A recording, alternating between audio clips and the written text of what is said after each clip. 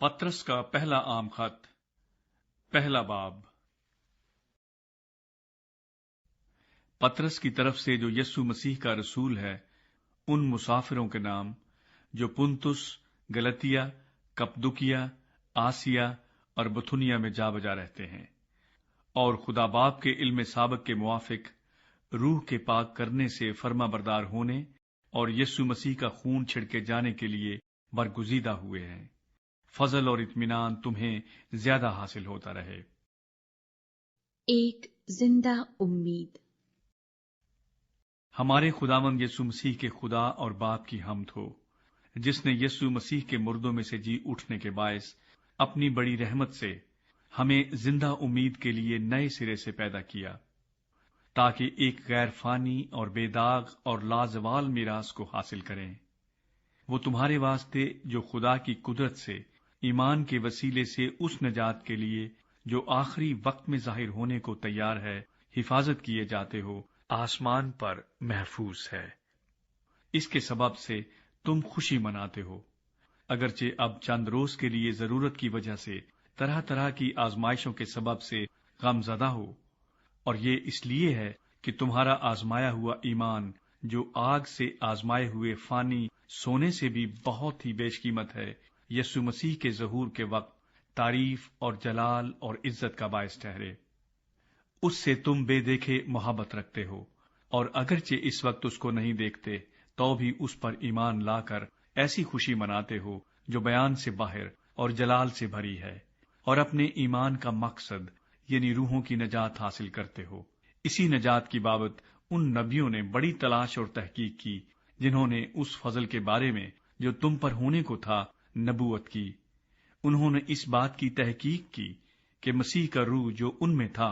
اور پیشتر سے مسیح کے دکھوں کی اور ان کے بعد کے جلال کی گواہی دیتا تھا، وہ کون سے اور کیسے وقت کی طرف اشارہ کرتا تھا۔ ان پر یہ ظاہر کیا گیا کہ وہ نہ اپنی بلکہ تمہاری خدمت کے لیے یہ باتیں کہا کرتے تھے، جن کی خبر اب تم کو ان کی معرفت ملی، جنہوں نے روح القدس کے وسیلے سے جو آسمان پر سے بھیجا گیا تم کو خوشخبری دی، اور فرشتے بھی ان باتوں پر غور سے نظر کرنے کے مشتاق ہیں۔ پاکیزگی کے لیے بلاغت۔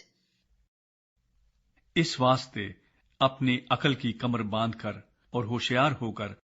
اس فضل کی کامل امید رکھو جو یسوع مسیح کے ظہور کے وقت تم پر ہونے والا ہے،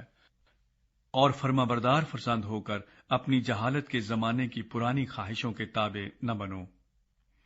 بلکہ جس طرح تمہارا بلانے والا پاک ہے اسی طرح تم بھی اپنے سارے چال چلن میں پاک بنو، کیونکہ لکھا ہے کہ پاک ہو اس لیے کہ میں پاک ہوں۔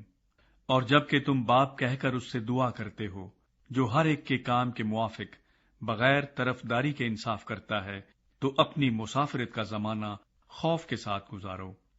کیونکہ تم جانتے ہو کہ تمہارا نکما چال چلن جو باپ دادا سے چلا آتا تھا، اس سے تمہاری خلاصی فانی چیزوں یعنی سونے چاندی کے ذریعے سے نہیں ہوئی، بلکہ ایک بے عیب اور بے داغ برے یعنی مسیح کے بیش قیمت خون سے۔ اس کا علم تو بنائے عالم سے پیشتر سے تھا، مگر ظہور اخیر زمانے میں تمہاری خاطر ہوا کہ اس کے وسیلے سے خدا پر ایمان لائے ہو، جس نے اس کو مردوں میں سے جلایا اور جلال بخشا، تاکہ تمہارا ایمان اور امید خدا پر ہو۔ چونکہ تم نے حق کی تابعداری سے اپنے دلوں کو پاک کیا ہے، جس سے بھائیوں کی بے ریا محبت پیدا ہوئی، اس لیے دل و جان سے آپس میں بہت محبت رکھو، کیونکہ تم فانی تخم سے نہیں بلکہ غیر فانی سے،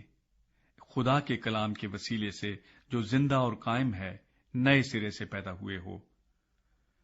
چنانچہ ہر بشر گھاس کی مانند ہے، اور اس کی ساری شان و شوکت گھاس کے پھول کی مانند۔